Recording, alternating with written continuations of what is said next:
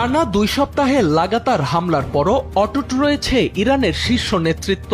অদূর ভবিষ্যতে দেশটির শাসন ব্যবস্থা ভেঙে পড়ার কোনো লক্ষণ নেই। মার্কিন গোয়েন্দা তথ্যের বরাতে এমনটাই জানিয়েছে বার্তা সংস্থা রয়টার্স। সূত্র বলছে, একাধিক গোয়েন্দা প্রতিবেদনে বলা হয়েছে বর্তমান ইরানি শাসন ব্যবস্থা বড় কোনো ঝুঁকিতে নেই।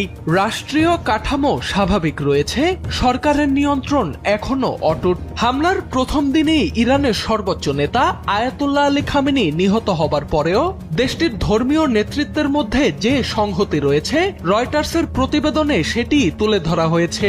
এমনকি ইসরায়েলের একজন ঊর্ধ্বতন কর্মকর্তা জানান, রুদ্ধদ্বার বৈঠকে ইসরায়েলি কর্মকর্তারাও স্বীকার করেছেন 5+ স্টার রেটিং প্রাপ্ত দেশের সর্বোচ্চ বিদ্যুৎ সাশ্রয়ী ওয়ালটন এসি স্মার্ট কমফোর্ট এখন নেক্সট লেভেলে। এই যুদ্ধে ইরানের ধর্মীয় সরকার পতনের কোনো নিশ্চয়তা নেই। তবে গোয়েন্দা সূত্রগুলোর সতর্ক বার্তা, যুদ্ধক্ষেত্রের পরিস্থিতি যে কোনো সময় বদলাতে পারে।